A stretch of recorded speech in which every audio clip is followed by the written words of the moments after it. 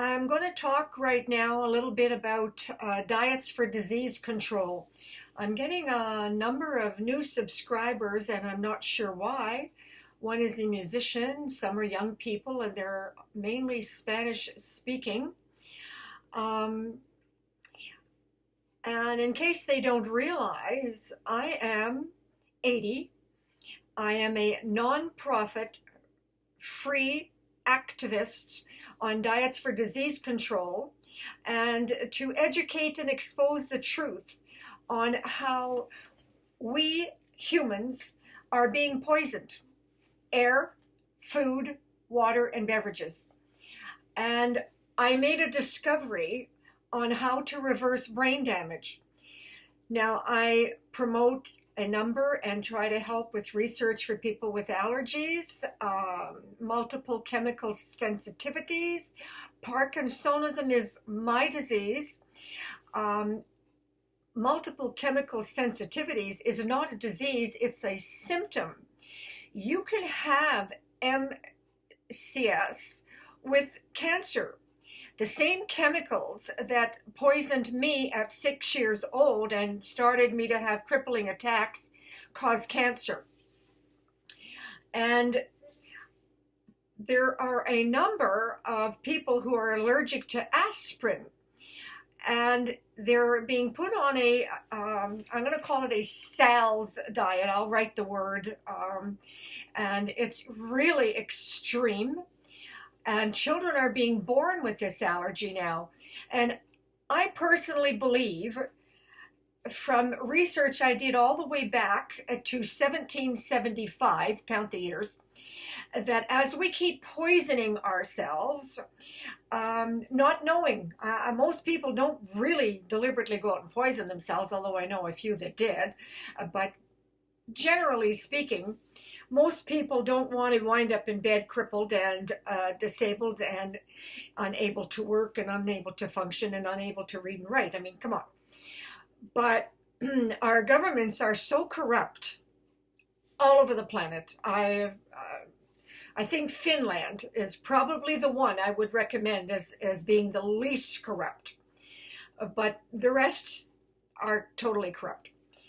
And there are American agencies that are not on the take to industry, even though a lot of Americans think they are. They are not. Because I have worked with them. I'm a Canadian, and they help me when Canadians won't. I have, as recently as a year ago, contacted the FDA, and I receive from them information regularly, from the Centers for Disease Control regularly, from the Health Institute, which Dr. Fauci is the director of, regularly, and a number of other medical blogs, and in particular Dr. Josh Axe. He's my hero at the moment because he's the only one that talks about diet for disease control and organic food.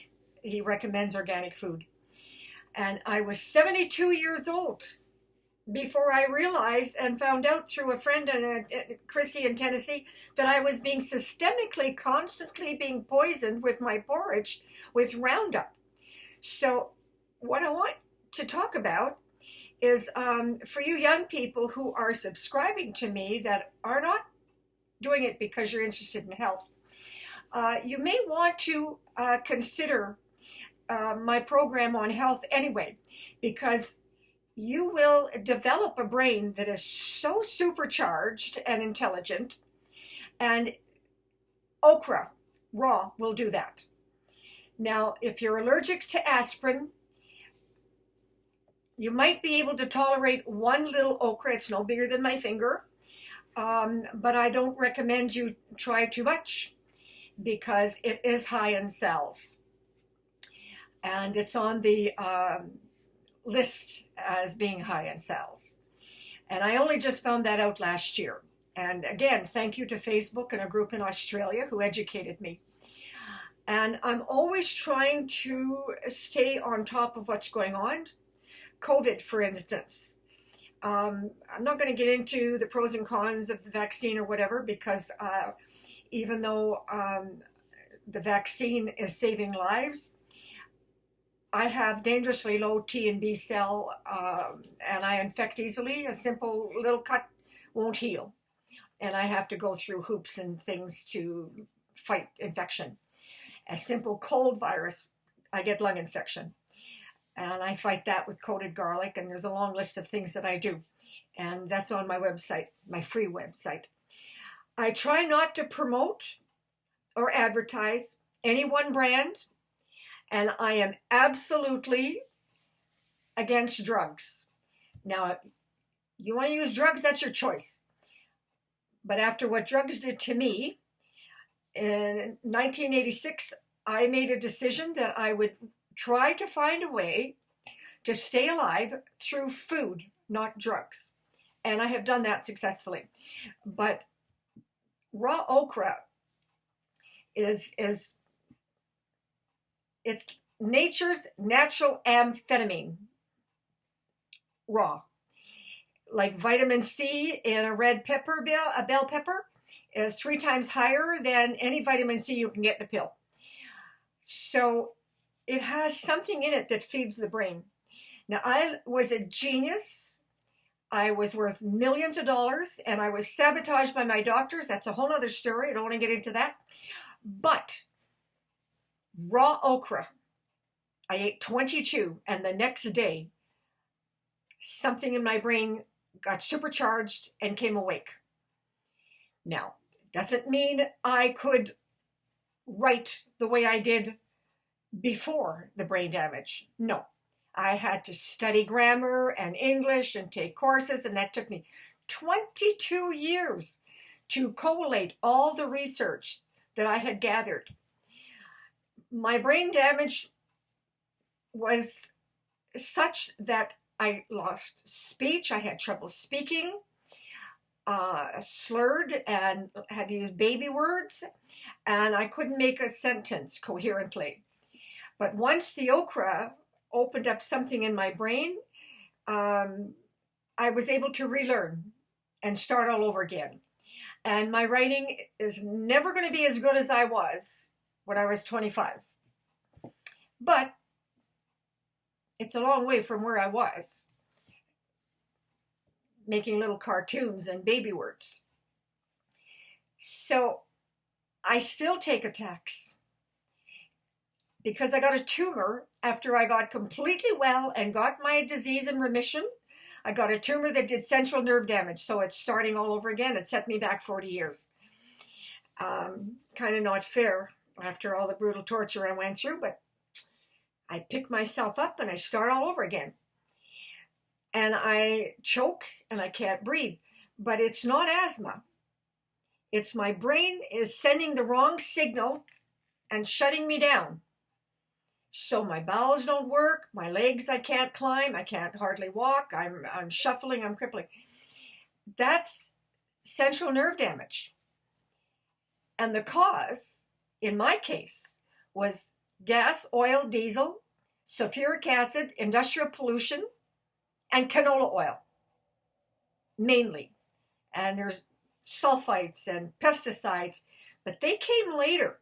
I was able to tolerate an awful lot of pesticides, and I was able to tolerate cigarette smoke until I was 54.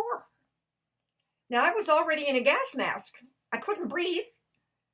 The Earth's atmosphere, because we have no pollution controls in the north. And it's full of gas, oil, and diesel, and the atmosphere is very toxic. But I could tolerate cigarette smoke. Well, see, that's the complexity of disease caused by toxic chemicals. But I will say this, if I can go from dying, being terminal, to dancing, if I can go from being a paraplegic crippled in bed to climbing on cross-country skis 2,000 feet up on a mountain, then I'm doing something right. But I will not support and I will not promote any form of chemicals, And I'm not talking about the heavy metal and uranium poisoning that the workers are going through all over the world. Usually they get cancer and they die. And some survive and they live with dying. And they have to use a whole different set of programs to reverse that. And they really should do it through a doctor. And there are doctors that will provide that kind of treatment. So I'm not getting into that. And I'm sorry to say I just lost a dear young man. I'll always pray for him and love him. But he was pushing things that are too risky, and I can't do that. And even though Okra gave me new life, 22 years, I was able to write and relearn my my own story. I didn't remember who Trudi was. I didn't know who I was. I didn't know the kind of life that I had led before I collapsed and was left on the streets to die. So all of that's in my biography. But what I do want to say to you young people who are subscribing to me and musicians, you don't seem to have a reason to contact me or subscribe to me because you don't seem to be interested in health issues. But you know what? You may develop some amazing brain power if you try my Okra for Life diet program. So I just want to say hi and thank you for subscribing, even though I don't know why.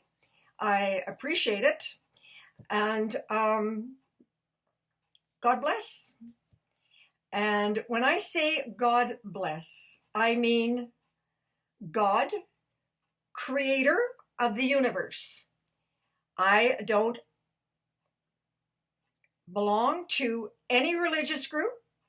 I have no issue with any religious group. I will not support or promote any religious group. I support all races, all creeds, all nationalities, and everybody, white, black, blue, green, or purple. I don't care. I simply love everybody except those who lie, cheat, and steal. You're on my shit list for life. Okay, so that's enough for me, and God bless. And may the Creator give you an opportunity to open up your mind to new things and have some of the wonderful opportunities that I had, that I am so grateful for. And again, I want to thank Dr. Jaffe, National Institute on Drug Abuse, Dr. Stephen Levine, California, and NIOSH Department in Chemical Hazards, Washington, D.C. Glenn, wherever you are, thank you. Environmental Protection Agency in Dallas. Fred Nelson, no longer with us, but he's my guardian angel. Maria Abdon, my guardian angel. Dr. Cowan, Mr. Mack, biochemist, and so many hundreds of others. I'm still here and a work in progress. Thank you.